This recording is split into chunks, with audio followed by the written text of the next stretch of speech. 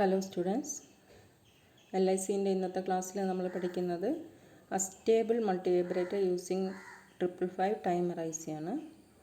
കഴിഞ്ഞ ക്ലാസ്സിൽ നമ്മൾ 555 ടൈമർ ICൻ്റെ ഫങ്ഷണൽ ബ്ലോക്ക് ഡയഗ്രാം ഒക്കെ പഠിച്ചു കഴിഞ്ഞതാണ്. അതിൽ നിന്ന് നമ്മൾ മനസ്സിലാക്കിയത് 555ൻ്റെ ഇൻറ്റേർണൽ ബ്ലോക്കിൽ 2 കമ്പാരേറ്റർ ഉണ്ട്, ഒരു ഫ്ലിപ്പ് ഫ്ലോപ്പും ഉണ്ട്. Then comparator upper comparator is connected to reset pin and lower comparator set പിന്നിലേക്ക് കണക്ട് ചെയ്തിരിക്കുന്നുണ്ട്. എന്നിട്ട് അപ്പർ കമ്പാരേറ്റർ ഹൈ ആവുന്ന സമയത്ത് ഫ്ലിപ്പ് ഫ്ലോപ്പ് റീസെറ്റ് ചെയ്യും, ലോവർ കമ്പാരേറ്റർ ഹൈ ആവുന്ന സമയത്ത് ഫ്ലിപ്പ് ഫ്ലോപ്പ് സെറ്റ് ചെയ്യും. അതാണ് നമുക്ക് മനസ്സിലാക്കാനുള്ളത്. പിന്നെ ഉള്ളത് ഫ്ലിപ്പ് ഫ്ലോപ്പിൻ്റെ ഔട്ട്പുട്ട് എപ്പോഴാണോ 0 ആവുന്നത് എന്ന് പറഞ്ഞാൽ ഫ്ലിപ്പ് ഫ്ലോപ്പ് എപ്പോഴാണോ റീസെറ്റ് ചെയ്യുന്നത് അപ്പോൾ ഒരു ഡിസ്ചാർജ് ട്രാൻസിസ്റ്റർ ഓൺ ആവും. അപ്പോൾ നമ്മൾ പുറത്ത് ഒരു കപ്പാസിറ്റർ കണക്ട് ചെയ്യുകയാണെങ്കിൽ, ഡിസ്ചാർജ് ട്രാൻസിസ്റ്ററുമായിട്ട് കണക്ട് ചെയ്യുകയാണെങ്കിൽ എപ്പോഴാണോ ഫ്ലിപ്പ് ഫ്ലോപ്പ് റീസെറ്റ് ചെയ്യുന്നത് ആ സമയത്ത് ഈ ഡിസ്ചാർജ് ട്രാൻസിസ്റ്റർ വർക്ക് ചെയ്തിട്ട് അതുവഴി കപ്പാസിറ്ററുകൾ ഡിസ്ചാർജ് ചെയ്യാൻ വേണ്ടിയിട്ട് നമുക്ക് അത് യൂസ് ചെയ്യാൻ പറ്റും. പിന്നെ ഉള്ളത് റീസെറ്റ് പിന്നാണ്, 4th പിൻ എന്ന് പറയുന്നത്. റീസെറ്റ് പിന്ന് സാധാരണ റീസെറ്റിൽ നമ്മൾ 0 കൊടുക്കുകയാണെങ്കിൽ ഫ്ലിപ്പ് ഫ്ലോപ്പ് റീസെറ്റ് ചെയ്ത് പോകും. അതുകൊണ്ട് നമ്മൾ എന്താ ചെയ്യുകയെന്ന് വെച്ചാൽ നമ്മൾ യൂസ് ചെയ്യാത്ത സമയത്ത്, നമുക്ക് വേണ്ടാത്ത സമയത്ത് അത് VCC ആയിട്ട് കണക്ട് ചെയ്തിരിക്കണം. നേരെ സ്റ്റേബിൾ മോണോസ്റ്റേബിൾ സർക്യൂട്ടുകളിൽ 4th പിൻ എപ്പോഴും VCC ആയിട്ടായിരിക്കും കണക്ട് ചെയ്തിട്ടുണ്ടാവുക. ഓക്കെ. പിന്നെ കൺട്രോൾ വോൾട്ടേജ് എന്ന് പറഞ്ഞിട്ട് കൺട്രോൾ ഇൻപുട്ട് എന്ന് പറയുന്നത് 5th പിന്നാണ്. ആ 5th പിന്നിൽ നമ്മൾ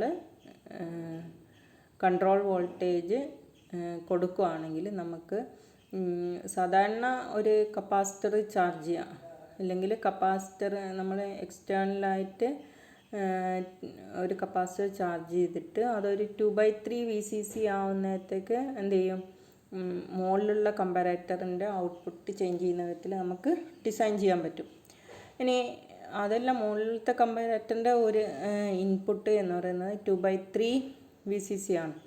ആ ഇൻപുട്ടിലേക്ക് നമുക്ക് 2/3 VCC അല്ലാതെ നമുക്ക് വേറെ ഏതെങ്കിലും വോൾട്ടേജ് കൊടുത്തിട്ട് ഔട്ട്പുട്ട് നമുക്കനുസരിച്ച് മാനുവലി നമുക്ക് റീസെറ്റ് ചെയ്യാൻ പറ്റുന്ന വിധത്തിൽ ചെയ്യുന്നതിന് വേണ്ടിയാണ് 5th പിന്നുള്ളത്. സാധാരണ ഇത് യൂസ് ചെയ്യുക നമ്മൾ output on time and of time change ചെയ്യാൻ നമ്മളെ ഇഷ്ടത്തിനനുസരിച്ചിട്ട് ചെയ്യാൻ വേണ്ടിയിട്ടാണ് നമ്മളത് യൂസ് ചെയ്യാറ്.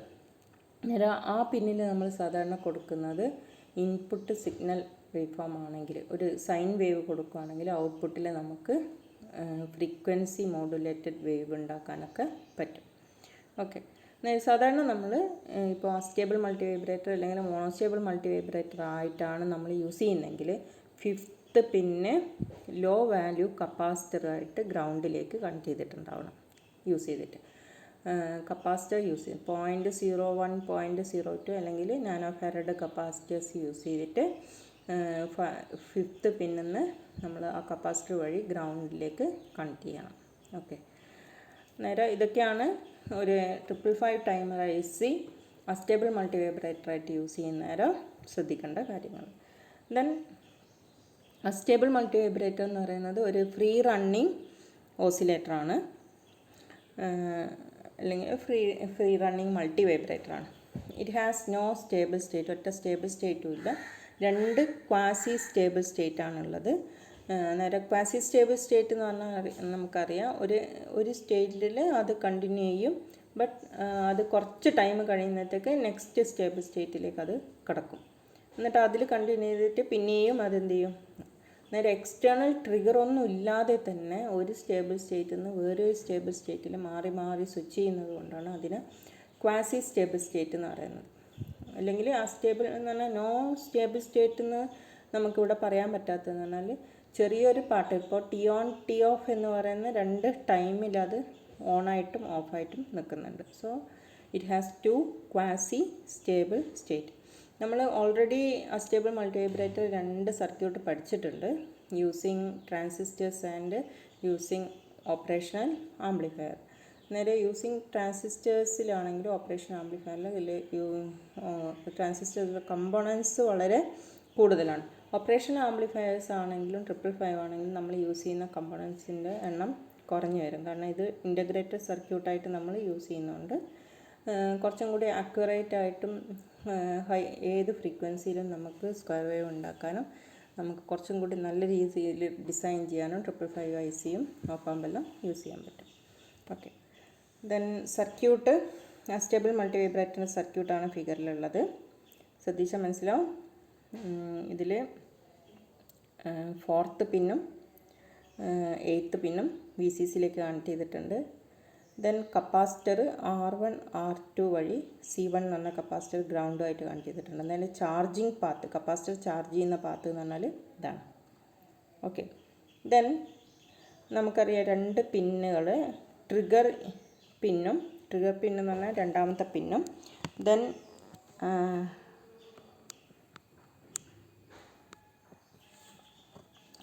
ട്രിഗർ പിന്നും ത്രെഷോൾഡ് പിന്നും നമ്മൾ കപ്പാസിറ്ററിന് അക്രോസുള്ള വോൾട്ടേജാണ് കൊടുത്തിരിക്കുന്നത്. ട്രിഗർ എന്ന് പറഞ്ഞാൽ സാധാരണ നമ്മൾ മോണോസ്റ്റേബിളായിട്ട് വർക്ക് ചെയ്യുന്ന സമയത്താണ് ട്രിഗർ പിന്ന് യൂസ് ചെയ്യാറ്. പക്ഷേ ഇവിടെ നമ്മൾ അസ്റ്റേബിൾ മൾട്ടി വൈബ്രേറ്ററിൽ നമ്മൾ എക്സ്റ്റേണലായിട്ട് നമ്മൾ പൾസൊന്നും കൊടുക്കാത്തതുകൊണ്ട് നമുക്ക് ട്രിഗറിൻ്റെ ആവശ്യമില്ല. അതുകൊണ്ട് നേരിട്ട് നമ്മൾ എന്താ ചെയ്യുന്നതെന്ന് വെച്ചാൽ കപ്പാസിറ്ററിന് അക്രോസുള്ള വോൾട്ടേജ് നമ്മൾ 2ലേക്ക് കൊടുക്കുകയാണ്. നേരെ കപ്പാസിറ്ററിന് അക്രോസുള്ള വോൾട്ടേജ് എപ്പോഴാണോ 1/3 VCCനേക്കാളും കുറയുന്നത്, അപ്പോൾ നമുക്ക് flip flop astable multi 555 timer ICൻ്റെ ഉള്ളിലുള്ള ഫ്ലിപ്പ് ഫ്ലോപ്പ് എന്ത് ചെയ്യും? റീസെറ്റ് ചെയ്യും. അതേപോലെ തന്നെ ത്രെഷോൾഡ് എന്ന് പറഞ്ഞാൽ 6th പിന്ന് എന്ന് പറഞ്ഞാൽ അപ്പർ കമ്പാരേറ്ററിൻ്റെ ഒരു പിന്ന് അല്ലേ, നമ്മൾ എങ്ങോട്ടേക്കാണ് കണക്ട് ചെയ്തിരിക്കുന്നത്? C1 അക്രോസുള്ള വോൾട്ടേജാണ്. അപ്പർ കപ്പാസിറ്ററിൻ്റെ പോസിറ്റീവ് പിന്ന് നമ്മൾ കണക്ട് ചെയ്തിരിക്കുന്നത് C1ലേക്കാണ്. നേരെ എപ്പോഴാണോ കപ്പാസിറ്ററിന് അക്രോസുള്ള വോൾട്ടേജ് 2/3 VCCനേക്കാളും കൂടുന്നത്, അപ്പോൾ എന്ത് ചെയ്യുക വെച്ചാൽ അപ്പർ കമ്പാരേറ്റർ ഹൈ ആവും എന്ന് പറഞ്ഞാൽ ഫ്ലിപ്പ് ഫ്ലോപ്പ് റീസെറ്റ് ചെയ്യും. അന്നേരം ആ വോൾട്ടേജ് 2ലും 6ലും കൊടുക്കുന്ന സമയത്ത് 1/3 VCCയും 2/3 VCCന് കപ്പാസിറ്റർ വരുന്നുണ്ടോ എന്നുള്ളതാണ് അവിടെ ഇമ്പോർട്ടൻ്റ്. അതിനനുസരിച്ചിട്ട് ഫ്ലിപ്പ് ഫ്ലോപ്പ് എന്ത് ചെയ്യും? സെറ്റ് ചെയ്യുകയും റീസെറ്റ് ചെയ്യുകയും ചെയ്യും. ഓക്കെ, ഇനി നമുക്ക് ആ സർക്യൂട്ട് തന്നെ കുറച്ചും കൂടി ഡീറ്റെയിൽ ആയിട്ട് ഇൻറ്റേർണൽ ബ്ലോക്ക് ഡയഗ്രം അടക്കം, ഇൻറ്റേർണൽ സർക്യൂട്ട് ഡയഗ്രം അടക്കം നമുക്ക് ഡീറ്റെയിൽ ആയിട്ട് വരയ്ക്കുകയാണെങ്കിൽ ഇങ്ങനെയായിരിക്കും കിട്ടുക.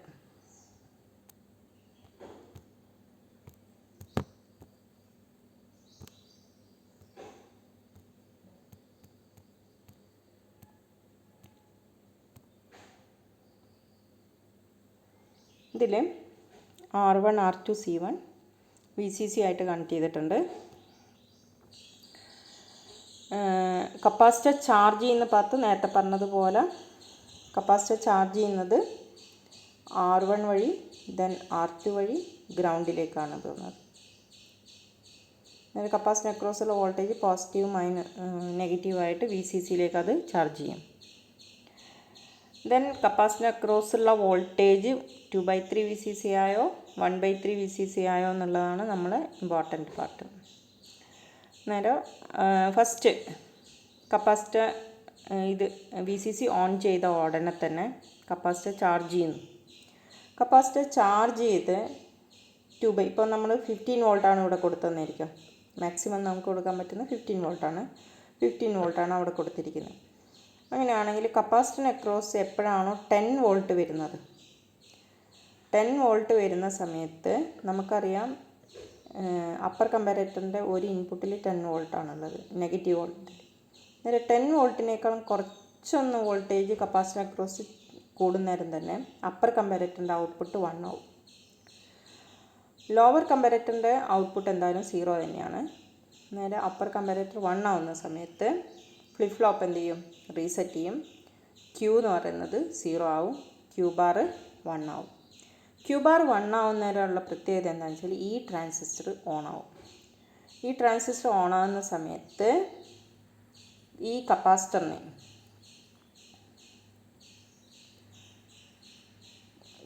കപ്പാസിറ്ററിന് ഒരു ഡിസ്ചാർജിങ് പാത്ത് കിട്ടും. ഇതുവഴി ട്രാൻസിസ്റ്റർ വഴി ഡിസ്ചാർജ് ചെയ്യാനുള്ളൊരു പാത്ത് കിട്ടും. നേരെ കപ്പാസിറ്റർ ചാർജ് ചെയ്തത് R1 R2 വഴിയാണെങ്കിൽ ഇപ്പോൾ ഡിസ്ചാർജ് ചെയ്യുന്നത് R2 വഴിയും ട്രാൻസിസ്റ്റർ വഴിയാണ്. ട്രാൻസിസ്റ്ററിൻ്റെ ഇമ്പിഡൻസ് എന്ന് പറഞ്ഞാൽ വളരെ കുറഞ്ഞ ഇമ്പിഡൻസ് മാത്രമേ ഉണ്ടാവുള്ളൂ. 2 ohm 3 ohm റേഞ്ചിൽ മാത്രമേ ഉണ്ടാവുള്ളൂ ട്രാൻസിസ്റ്റർ ഓൺ ആയി കഴിഞ്ഞാൽ, സാച്ചുറേഷൻ റീജിയനിലാണെങ്കിൽ. അപ്പോൾ നമുക്ക് R2 എന്ന് പറഞ്ഞ റെസിസ്റ്റൻസ് മാത്രമേ ഡിസ്ചാർജിങ് പാത്തിൽ കൺസിഡർ ചെയ്യേണ്ട ആവശ്യമുള്ളൂ. നേരെ ചാർജിങ് ചെയ്യുന്നത് R1 R2 വഴിയാണെങ്കിൽ ഡിസ്ചാർജ് ചെയ്യുന്നത് R2 വഴി മാത്രമാണ്. നേരെ ചാർജ് ചെയ്യാൻ R1 R2 എന്ന് പറയുന്നത് ഇപ്പോൾ 2/3 VCCയിലേക്ക് എത്താൻ ഒരുപാട് സമയം എടുക്കുമെങ്കിലും ഡിസ്ചാർജ് ചെയ്യാൻ പെട്ടെന്ന് ഡിസ്ചാർജ് ചെയ്യാൻ പറ്റും. മനസ്സിലായില്ലേ? അത് നമുക്ക് ഇതിൻ്റെ അകത്ത് നോക്കിയാൽ ഈ ഒരു ഫിഗറിൽ നോക്കിയാൽ മനസ്സിലാവും. ഇതിൽ കപ്പാസിറ്ററിൻ്റെ ചാർജിങ് ആൻഡ് ഡിസ്ചാർജിങ് ആണ് ഇവിടെ കാണിച്ചിരിക്കുന്നത്. ഇതിൽ കപ്പാസിറ്റർ ചാർജിങ് ആൻഡ് ഡിസ്ചാർജിങ് ചെയ്യുന്നത് 1/3 VCC മുതൽ 2/3 VCC വരെയാണ്. ദെൻ അഗെയിൻ ഡിസ്ചാർജ് ചെയ്തിട്ട് 1/3 VCC. നേരെ 2/3 VCCയിലേക്ക് എത്താൻ ഇത്രയും സമയം എടുക്കുന്നുണ്ടെങ്കിലും 1/3 VCC ആവാൻ ഇത്ര സമയം എടുക്കുന്നുള്ളൂ. ഡിസ്ചാർജ് ചെയ്യാൻ വളരെ കുറച്ച് സമയമുണ്ട്. ഇപ്പോൾ 1 millisecond ചാർജ് ചെയ്യാൻ എടുക്കുന്നുണ്ടെങ്കിൽ ഡിസ്ചാർജ് ചെയ്യാൻ 0.5 millisecond ചിലപ്പോൾ എടുക്കുള്ളൂ. അത് depends on the value of R1 and R2. പക്ഷേ കൂടുതൽ ടൈം T ഓൺ ആയിരിക്കും. ഓക്കെ, ഇനി കപ്പാസിറ്റർ ചാർജ് ചെയ്തിട്ട് 2/3 VCC ആവുന്ന സമയത്ത് എന്താ സംഭവിക്കുകയെന്ന് നമുക്ക് നോക്കേണ്ടത്. കപ്പാസിറ്റർ ചാർജ് ചെയ്യുന്നു. കപ്പാസിറ്റർ ചാർജ് ചെയ്യുന്ന സമയത്ത് 2/3 VCC ആവുന്നേരം എന്താ സംഭവിക്കുന്നത്? അപ്പർ കമ്പാരേറ്റർ ഓൺ ആവുന്നു, റീസെറ്റ് ചെയ്യുന്നു, ട്രാൻസിസ്റ്റർ ഓൺ ആവുന്നു, കപ്പാസിറ്റർ ഡിസ്ചാർജ് ചെയ്യുന്നു.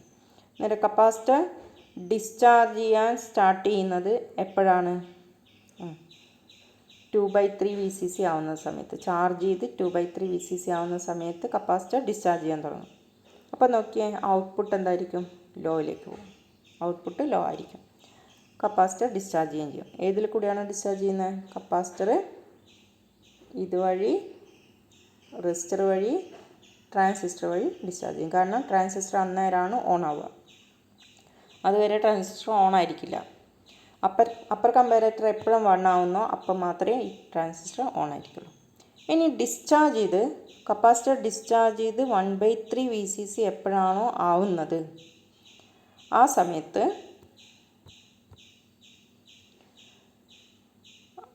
1/3 VCCനേക്കാളും കുറഞ്ഞ വോൾട്ടേജ് കപ്പാസിറ്ററിന് അക്രോസ് വരുവാണെങ്കിൽ, 1/3 VCCനേക്കാളും കുറഞ്ഞ വോൾട്ടേജ്, ഇപ്പം 15 വോൾട്ട് ആണെങ്കിൽ 5 വോൾട്ടിനേക്കാളും കുറയുന്ന ഒരു 4 വോൾട്ടെല്ലാം ആവുന്ന സമയത്തേക്ക് തന്നെ ലോവർ കമ്പാരേറ്ററിൻ്റെ പോസിറ്റീവിൽ നമ്മൾ 5 വോൾട്ടാണ് കൊടുത്തിരിക്കുന്നത്.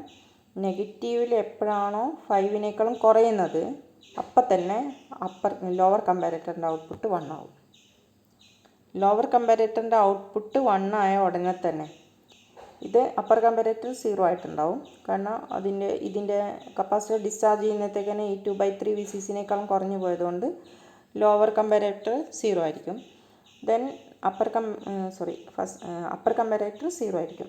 ലോവർ കമ്പാരേറ്റർ ഒരു 4 വോൾട്ട് ആവുന്നത്തേക്ക് 1 വരുന്നതുകൊണ്ട് അതെന്ത് ചെയ്യും? ഫ്ലിപ്പ് ഫ്ലോപ്പ് സെറ്റ് ചെയ്യും. ഫ്ലിപ്പ് ഫ്ലോപ്പ് സെറ്റ് ചെയ്യുന്ന നേരം നമുക്കറിയാം ഔട്ട്പുട്ട് 1 ആയിരിക്കും. പക്ഷേ ഈ ട്രാൻസിസ്റ്ററിൻ്റെ ബേസിൽ വരുന്ന വോൾട്ടേജ് Q ബാറിനുള്ള വോൾട്ടേജ് ആയതുകൊണ്ട് 0 വരും. ട്രാൻസിസ്റ്റർ പിന്നെ എന്ത് ചെയ്യില്ല? ഓൺ ആവില്ല, കണ്ടക്ട് ചെയ്യില്ല. അതുവരെ കണ്ടക്ട് ചെയ്തുകൊണ്ടിരിക്കുന്ന ട്രാൻസിസ്റ്റർ ലോവർ കമ്പാരേറ്റർ എപ്പോഴാണോ 1 ആവുന്നത് അപ്പോൾ ഫ്ലിപ്പ് ഫ്ലോപ്പ് സെറ്റ് ചെയ്യുന്നത് കൊണ്ട് ഈ ട്രാൻസിസ്റ്റർ എന്തായിപ്പോവും? ഓഫായിപ്പോവും. ട്രാൻസിസ്റ്റർ ഓഫായി കഴിഞ്ഞാൽ പിന്നെ കപ്പാസിറ്ററിന് ഡിസ്ചാർജിങ് പാത്തില്ല. ഡിസ്ചാർജിങ് പാത്ത് കിട്ടണമെങ്കിൽ ഇതുപോലെ ഈ ട്രാൻസിസ്റ്റർ വഴി ഡിസ്ചാർജ് ചെയ്യാൻ പറ്റണം. ഈ ട്രാൻസിസ്റ്റർ വർക്ക് ചെയ്യുന്നില്ലെങ്കിൽ ഈ ഡിസ്ചാർജിങ് പാത്ത് കിട്ടില്ല. എന്നിട്ട് ഇതിന് അക്രോസ് എപ്പോഴാണോ 1/3 VCCനേക്കാളും കുറയുന്നത് ഉടനെ തന്നെ ട്രാൻസിസ്റ്റർ എന്ത് ചെയ്യും? സ്വിച്ച് ഓഫ് ആയി പോവും. പിന്നെ ഡിസ്ചാർജിങ് നടക്കില്ല. പിന്നെ എന്ത് ചെയ്യുക? എഗെയിൻ കപ്പാസിറ്റർ എന്ത് ചെയ്യും? ചാർജ് ചെയ്യും ടുവേർഡ്സ് VCCയിലേക്ക് ചാർജ് ചെയ്യും ത്രൂ R1 ആൻഡ് R2 വഴി. അതാണ് ഇത് കാണിച്ചിരിക്കുന്നത്. ഡിസ്ചാർജ് ചെയ്തു, 1/3 VCC ആയ ഉടനെ തന്നെ ട്രാൻസിസ്റ്റർ കട്ടായിപ്പോയി. പിന്നെയും കപ്പാസിറ്റർ ചാർജ് ചെയ്യും towards VCC. Then again 2/3 VCC ആവുന്ന നേരത്തേക്ക് എന്ത് ചെയ്യും? അപ്പർ കമ്പാരേറ്റർ വൺ ആവും, റീസെറ്റ് ചെയ്യും, ഫ്ലിപ്പ് ഫ്ലോപ്പ് റീസെറ്റ് ചെയ്യും, ട്രാൻസിസ്റ്റർ ഓൺ ആവും, ദെൻ കപ്പാസിറ്റർ ഡിസ്ചാർജ് ചെയ്യും. ഈ പ്രോസസ്സ് മുഴുവൻ നടക്കുന്നത് നമ്മൾ ഒരു മാനുവൽ ഇൻപുട്ടോ അല്ലെങ്കിൽ ട്രിഗറിങ്ങോ ഒന്നും കൊടുക്കാതെയാണ്. ഓട്ടോമാറ്റിക്കലി സ്വിച്ച് ഓൺ ചെയ്യുന്നേരം തന്നെ capacitor charging and discharging process നടന്നുകൊണ്ടിരിക്കും. ഡ്യൂ ടു എന്താണ് ഫ്ലിപ്പ് ഫ്ലോപ്പിൻ്റെ റീസെറ്റിംഗ് ആൻഡ് സെറ്റിംഗ് നടക്കുന്നതുകൊണ്ട്, കമ്പറേറ്ററിൻ്റെ എഫക്റ്റ് കൊണ്ട്. ദെൻ കമ്പറേറ്ററിൻ്റെ എഫക്റ്റ് കൊണ്ട് റീസെറ്റിംഗ് ആൻഡ് സെറ്റിംഗ് മാറിക്കൊണ്ടിരിക്കും. അതിനനുസരിച്ചിട്ട് ട്രാൻസിസ്റ്റർ ഓൺ ആവുകയും ഓഫ് ആവുകയും ചെയ്യും. നേരെ കപ്പാസിറ്റർ ഡിസ്ചാർജ് ചെയ്യുകയും ചാർജ് ചെയ്യുകയും ചെയ്തുകൊണ്ടിരിക്കും. അന്നേരം ഈ പ്രോസസ്സ് നടന്നുകൊണ്ടിരിക്കുന്നതുകൊണ്ട് ഔട്ട്പുട്ടിൽ നമുക്ക് 0യും 1ഉം മാറി മാറി വരും. ഓക്കെ. അന്നേരം ഇതിൽ മനസ്സിലാക്കേണ്ടതെന്ന് വെച്ചാൽ ചാർജിങ് ടൈം കൂടുതലും ഡിസ്ചാർജിങ് ടൈം കുറവായിരിക്കും. ഇനി ചാർജിങ് ടൈമും ഡിസ്ചാർജിങ് ടൈമും നമുക്ക് ഒരുപോലെ ആക്കാൻ പറ്റും. അതെങ്ങനെയാണെന്ന് നിങ്ങൾ പറഞ്ഞു തരണം. ഇത് അനലൈസ് ചെയ്തിട്ട് അടുത്ത ക്ലാസ് ആവുന്നേരത്തേക്ക് അത് ഓൺലൈൻ ക്ലാസ്സിൽ വരുന്നേരം അതിൻ്റെ ആൻസർ കണ്ടുവെക്കാം. ഓക്കെ. ഒന്നും കൂടി പറയാം. ഇതിൽ 555 ടൈമർ ഐസിക്ക് നമ്മൾ പുറത്ത് 3 കമ്പോണൻസാണ് എക്സ്ട്രാ കമ്പോണൻസാണ് ആഡ് ചെയ്യുന്നത്. R1, R2 and capacitor C1. ഇതാണ് ചാർജിങ് പാത്ത് എന്ന് പറയുന്നത്. ദെൻ അടുത്ത 8ഉം 4th പിന്നും റീസെറ്റ് പിന്നും പവർ സപ്ലൈ പിന്നും VCC പിന്നും നമ്മൾ നേരെ പവർ സപ്ലൈൻ്റെ VCCയിലേക്ക് കണക്ട് ചെയ്തിട്ടുണ്ട്. ദെൻ 4th പിന്നെന്ന് പറഞ്ഞാൽ സാധാരണ എക്സ്റ്റേണൽ പിന്നാണ്, റീസെറ്റ് ചെയ്യാൻ വേണ്ടിയിട്ട് യൂസ് ചെയ്യുന്നതാണ്. അത് 0 ആണ് ശരിക്കും റീസെറ്റ് ചെയ്യാൻ യൂസ് ചെയ്യുന്നത്. നമ്മളത് യൂസ് ചെയ്യാത്തത് കൊണ്ട് നേരെ VCCയിലേക്ക് കണക്ട് ചെയ്യണം. ദെൻ 3rd പിന്നാണ് നമ്മൾ ഔട്ട്പുട്ട് പിന്ന്. ദെൻ അടുത്ത വരുന്ന 5th പിന്ന് ഞാൻ നേരത്തെ പറഞ്ഞതാണ്. 5th പിന്ന് നമ്മൾ യൂസ് ചെയ്യുന്നില്ലെങ്കിൽ, നമ്മൾ യൂസ് ചെയ്യുന്നത് എപ്പോഴാണ്? വോൾട്ടേജ് കൺട്രോൾഡ് ഓസിലേറ്റർ ആയിട്ടെല്ലാം യൂസ് ചെയ്യുന്ന സമയത്താണ് 5th പിന്ന് യൂസ് ചെയ്യുക. നേരെ അവിടെ വരുന്ന വോൾട്ടേജ് ഔട്ട്പുട്ട് ടി ഓണിനെയും ടി ഓഫിനെയും ബാധിക്കും, എഫക്റ്റ് ചെയ്യും. അതുകൊണ്ട് അവിടെ ഒരു സിഗ്നൽ ഉണ്ടാവാനും പാടില്ല. എന്തെങ്കിലും സിഗ്നൽ വരുന്നുണ്ടെങ്കിൽ അത് ഗ്രൗണ്ട് ചെയ്ത് കളയണം. അന്നേരം അതിന് നമുക്ക് ചെയ്യാൻ പറ്റുന്നത് എന്താണെന്ന് വെച്ചാൽ ഒരു കപ്പാസിറ്റർ വഴി ഗ്രൗണ്ട് കണക്ട് ചെയ്യാം 5th പിന്നിലേക്ക്. അങ്ങനെയാണെങ്കിൽ എന്തെങ്കിലും നോയ്സോ അല്ലെങ്കിൽ എന്തെങ്കിലും സിഗ്നലോ എന്തെങ്കിലും അവിടെ വരുവാൻ ചാൻസ് ഉണ്ടെങ്കിൽ അത് ഗ്രൗണ്ട് ചെയ്തു പോകും. അതുകൊണ്ട് നമ്മളൊരു കപ്പാസിറ്റർ ഷുവറായിട്ട് നമ്മൾ 5th പിന്ന് എന്തെങ്കിലും പർപ്പസിന് വേണ്ടി യൂസ് ചെയ്യുന്നില്ലെങ്കിൽ നമ്മളൊരു കപ്പാസിറ്റർ വഴി ഗ്രൗണ്ട് ചെയ്തിരിക്കണം. ഇനി 2 and 6 നമ്മൾ നേരത്തെ പറഞ്ഞു. 2 എന്ന് പറയുന്നത് ട്രിഗർ ഇൻപുട്ടാണ്, 6th പിന്ന് ത്രെഷോൾഡ് പിന്നാണ്. ഈ 2 പിന്നും കൂടി ഒരുമിച്ച് നമ്മൾ കപ്പാസിറ്റർ അക്രോസ് ആണ് കണക്ട് ചെയ്യുന്നത്. കപ്പാസിറ്ററിൽ നിന്നാണ് ആ കണക്ഷൻ എടുക്കുന്നത്. അന്നേരം കപ്പാസിറ്റർ അക്രോസ് ഉള്ള വോൾട്ടേജ് ആയിരിക്കും 2ലും 6ലും വരിക. അതിനനുസരിച്ചിട്ട് അപ്പർ കമ്പാരേറ്ററും ലോവർ കമ്പാരേറ്ററിൻ്റെ ഔട്ട്പുട്ട് മാറി മാറി വരും, ഹൈയും ലോയും വരും. ദെൻ പവർ സപ്ലൈ ഓൺ ചെയ്ത് കഴിഞ്ഞാൽ നമുക്കറിയാം കപ്പാസിറ്റർ R1, R2 വഴി ചാർജ് ചെയ്യും ടുവേർഡ്സ് VCC. ആ സമയത്ത് കപ്പാസിറ്റർ ചാർജ് ചെയ്യുന്ന സമയത്ത് റീസെറ്റ് പിന്ന് 0യും സെറ്റ് പിന്ന് 1ഉം ആയിരിക്കും. ദെൻ റീസെറ്റ് പിന്ന് Q ബാർ 0 ആവും. Q ബാർ 0 ആയതുകൊണ്ട് ഡിസ്ചാർജിങ് ട്രാൻസിസ്റ്റർ ഓൺ ആയിരിക്കില്ല. അതേസമയം ഔട്ട്പുട്ട് എന്തായിരിക്കും? 1 ആയിരിക്കും. കപ്പാസിറ്റർ ചാർജ് ചെയ്യുന്ന സമയത്തുള്ളതാണ് പറയുന്നത്. കപ്പാസിറ്റർ ചാർജ് ചെയ്യുന്ന സമയത്ത് റീസെറ്റ് 0 ആയിരിക്കും, സെറ്റ് 1 ആയിരിക്കും. ദെൻ Q ബാർ 0 ആയിരിക്കും, ഔട്ട്പുട്ട് 1 ആയിരിക്കും. ഡിസ്ചാർജിങ് ട്രാൻസിസ്റ്റർ ഓൺ ആയിരിക്കില്ല. അതുകൊണ്ട് കപ്പാസിറ്റർ ചാർജ് ചെയ്തുകൊണ്ടിരിക്കും. ഇനി കപ്പാസിറ്ററിൻ്റെ വോൾട്ടേജ് എപ്പോഴാണോ 2/3 VCC ആവുന്നത് അപ്പോൾ അപ്പർ കമ്പാരേറ്റർ എന്ത് ചെയ്യും? ഹൈ ആവും. ലോവർ കമ്പാരേറ്റർ ലോ ആയിരിക്കും. ദെൻ ഔട്ട്പുട്ട് എന്താ വരും? റീസെറ്റ് ചെയ്യും. ഔട്ട്പുട്ട് റീസെറ്റ് ചെയ്യുന്ന നേരം Q0 ആയിരിക്കും, Q ബാർ 1 ആയിരിക്കും. എപ്പോഴാണോ Q ബാർ 1 ആവുന്നത് ഉടനെ തന്നെ ഡിസ്ചാർജിങ് ട്രാൻസിസ്റ്റർ എന്ത് ചെയ്യും? ഓൺ ആവും. ഡിസ്ചാർജിങ് ട്രാൻസിസ്റ്റർ ഓൺ ആയിക്കഴിഞ്ഞാൽ കപ്പാസിറ്റർ ഡിസ്ചാർജിങ് ട്രാൻസിസ്റ്റർ വഴി ഡിസ്ചാർജ് ചെയ്യും. ഓക്കെ.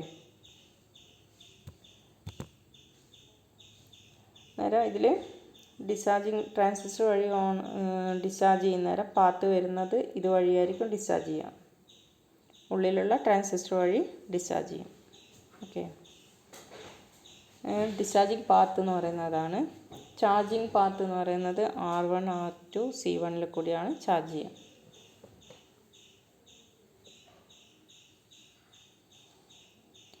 ഓക്കെ,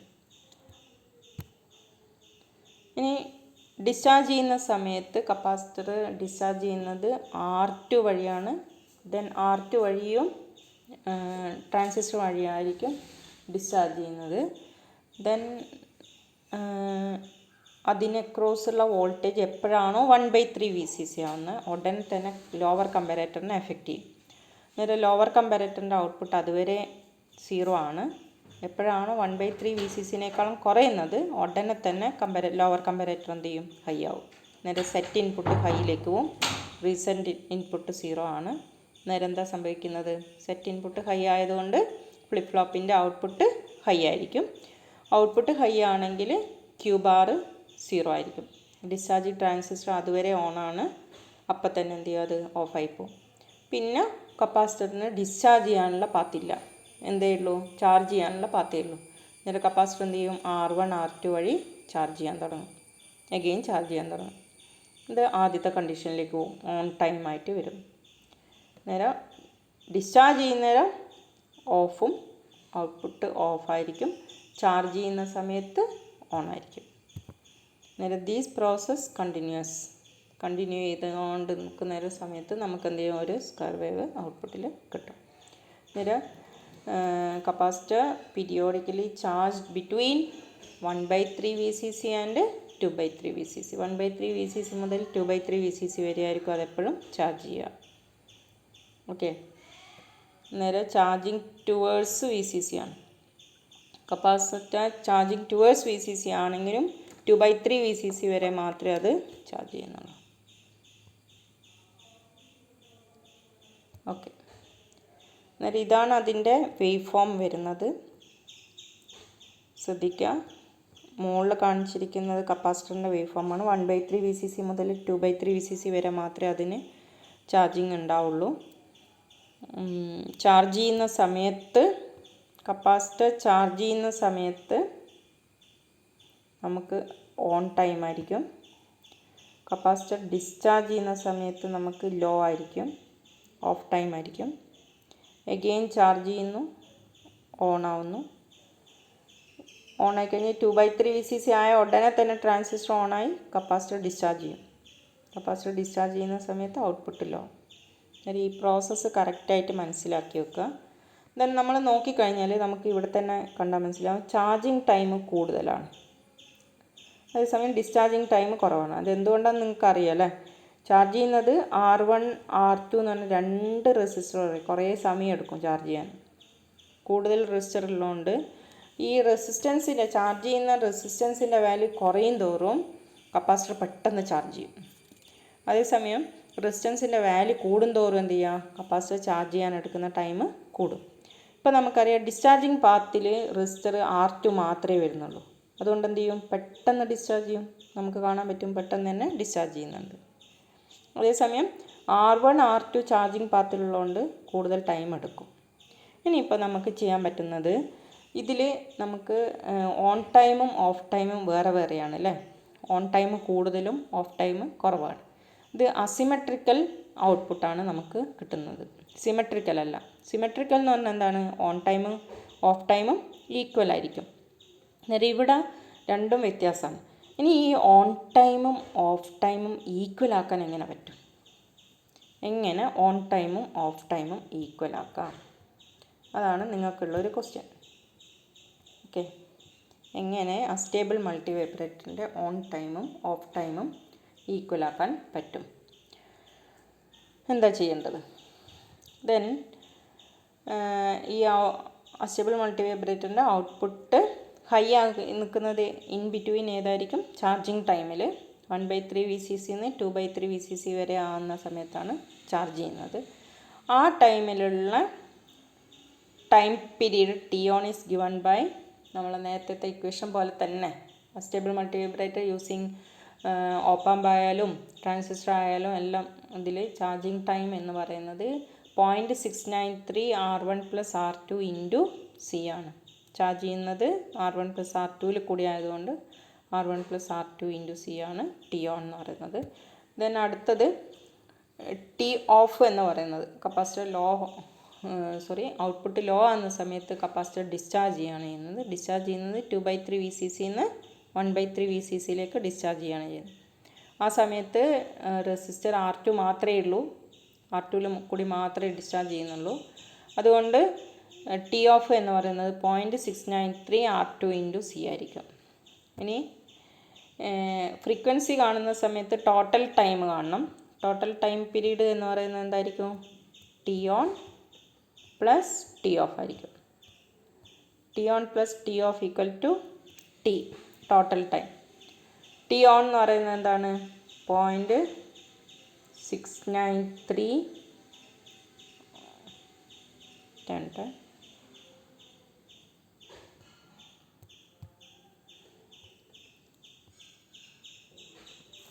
ടി ഓൺ എന്ന് പറയുന്നത് 0.693 R1 + R2 into C plus 0.693 R2 into C ആയിരിക്കും ടോട്ടൽ ടൈം.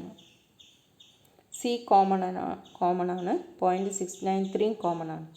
അന്നേരം നമുക്ക് വരും എന്താണ്? T equal to 0.693 C into R1 + R2 + R2, 2 R2 വരും. So total time T equal to 0.693 C into R1 + 2 R2. അതാണ് total time period. Total time period T equal to 0.693 into C into R1 + 2 R2. അതാണ് total time period.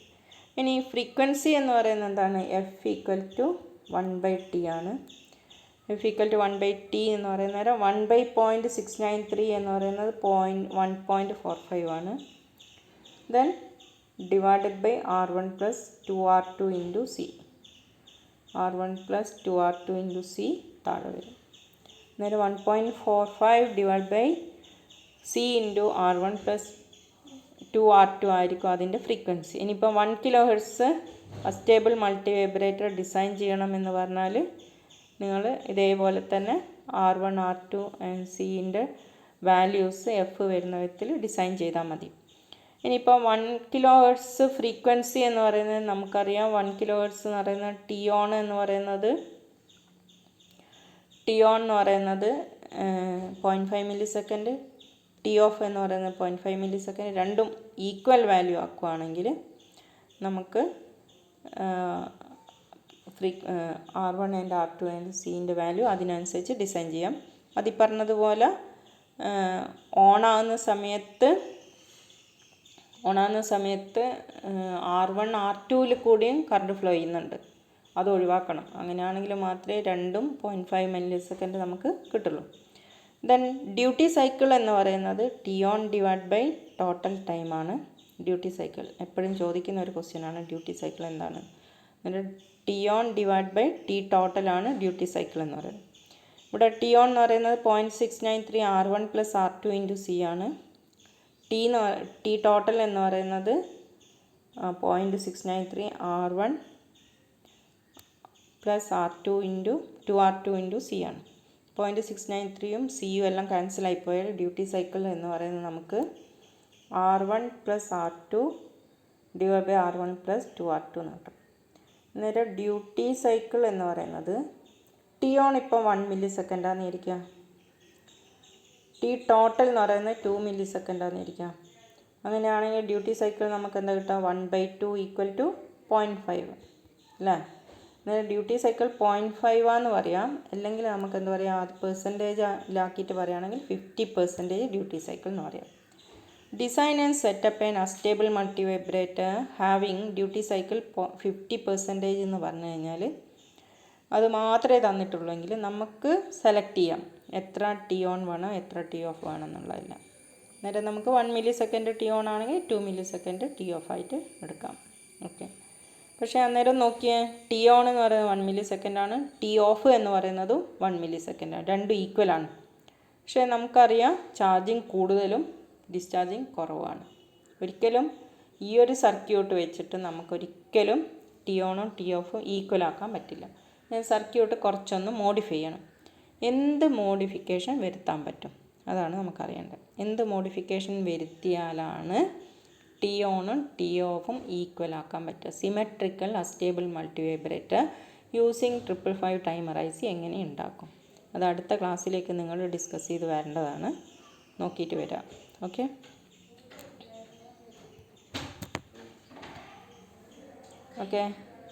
Thank you.